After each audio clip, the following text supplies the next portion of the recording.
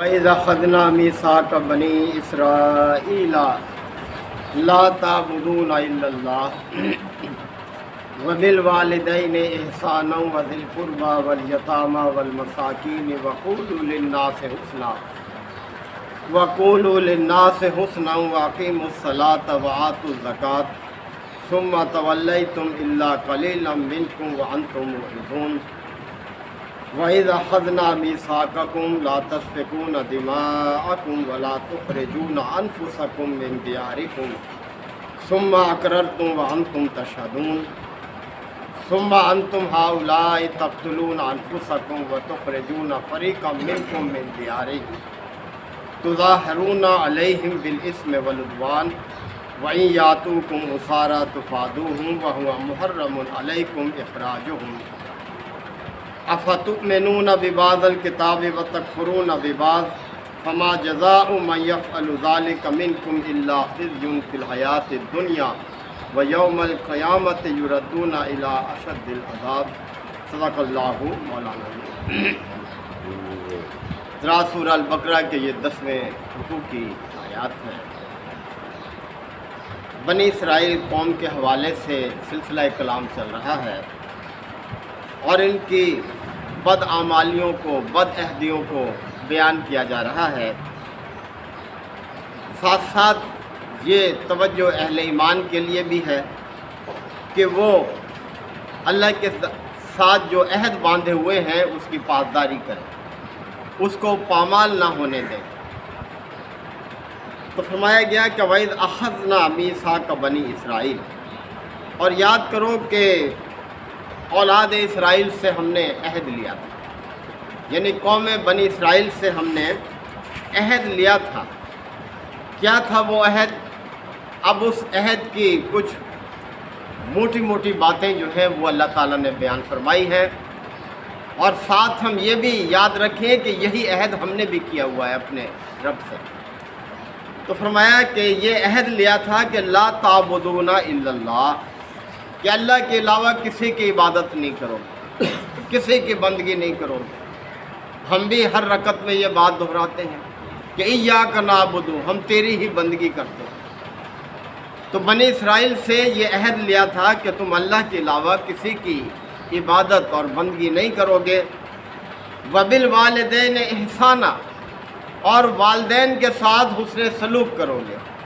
یہی وعدہ ہم سے بھی ہے کہ ہم اپنے والدین کے ادب اور احترام کو پیش نظر رکھیں گے، کسی طرح سے کمی نہیں آنے دیں گے، ان کی ہر ضرورت کو پورا کریں گے۔ جس طرح سے بچپن میں انہوں نے ہمیں پالا، ہماری ضرورتوں کا خیال رکھا، ہر لمحے ہماری طرف متوجہ رہے، یعنی 24 گھنٹے میں کسی لمحے بھی ماں باپ اپنے بچے سے لا تعلق نہیں ہوتے۔ تو یہ عہد لیا تھا کہ اپنے والدین کے ساتھ حسن سلوک کرو گے۔ وذی القربیٰ، اور قرابت داروں کے ساتھ بھی حسن سلوک کرو گے۔ قرابت دار یعنی رشتہ دار، جو بھی رشتے میں ہیں ان کی تم ہر طرح سے مدد کرو گے، ان کی ضرورتوں کا خیال رکھو گے جب تمہیں اللہ نے اس قابل بنایا ہے۔ اور یہ کہ والیتامى، یتیموں کے ساتھ حسن سلوک کرو گے۔ یتیم آپ جانتے ہیں کہ کس طرح سے مدد کا محتاج ہوتا ہے، یعنی وہ والدین جیسے نعمت سے محروم ہو جاتا ہے، تو دوسروں کا یہ ذمہ داری ہے دوسرے لوگوں کی کہ وہ اس کا خیال رکھیں۔ اللہ نے ان کو جب کشادگی دی ہے، ان کو اللہ تعالیٰ نے اپنی رحمت سے نوازا ہے، تو یتیموں پر وہ صلہ رحمی کریں۔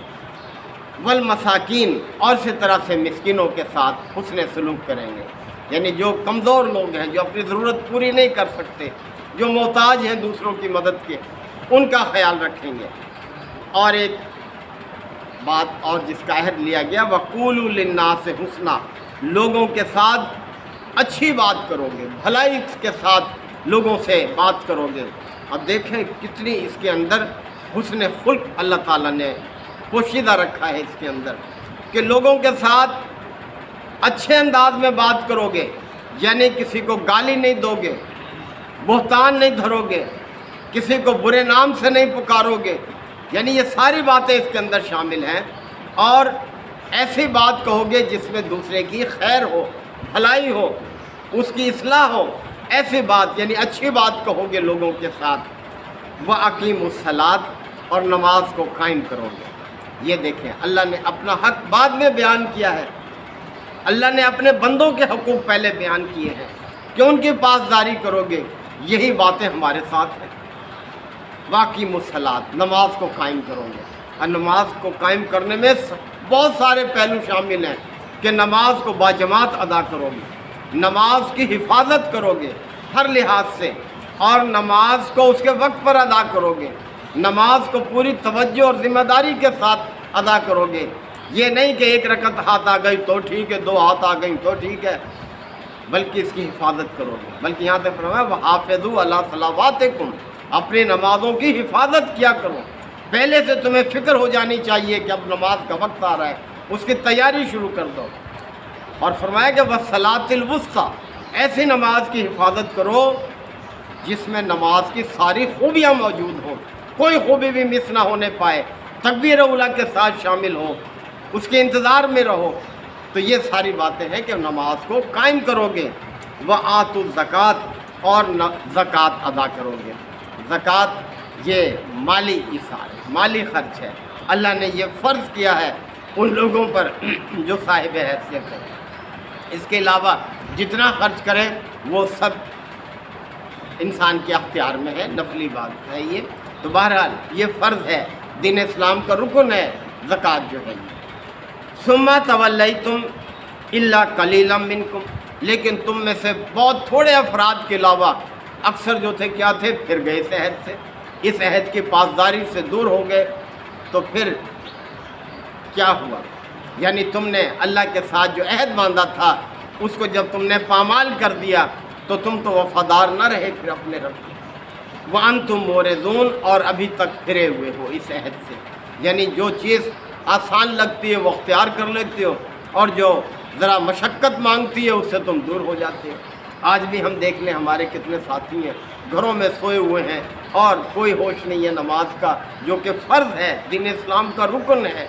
اللہ تعالیٰ نے کتنی بار تاکید کی ہے، یعنی سب سے زیادہ تاکید اللہ نے اپنی کتاب میں اس نماز کے حوالے سے کی ہے، اور یہ وہ حکم ہے جو اللہ نے عرش پر بلا کر اپنے پیغمبر کو دیا تھا، یعنی کتنی اس کی حیثیت۔ اور نبی کریم صلی اللہ علیہ وسلم نے اس کو مومن کی معراج قرار دیا ہے کہ نماز جو ہے مومنوں کی معراج ہے۔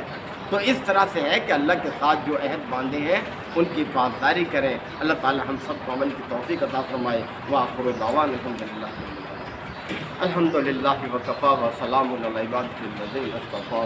ربنا آتنا فی الدنیا حسنہ وفی الآخرۃ حسنہ وقنا عذاب النار وادخلنا الجنۃ مع الابرار یا عزیز و غفار یا رب العالمین۔ اللہم انک عفو کریم تحب العفو فاعف عنا۔ اللہم من احییتہ منا فاحیہ علی الاسلام ومن توفیتہ منا فتوفہ علی الایمان۔ یا شافی الامراض اشف مرضانا ومرضى المسلمین۔ یا قاضی الحاجات اقض حاجاتنا وحاجات المسلمین۔ اللہم اعز الاسلام والمسلمین۔ ربنا تقبل منا انک انت السمیع العلیم وتب علینا انک انت التواب الرحیم۔ صلی اللہ تعالی علی خیر خلقہ محمد وآلہ وصحبہ اجمعین۔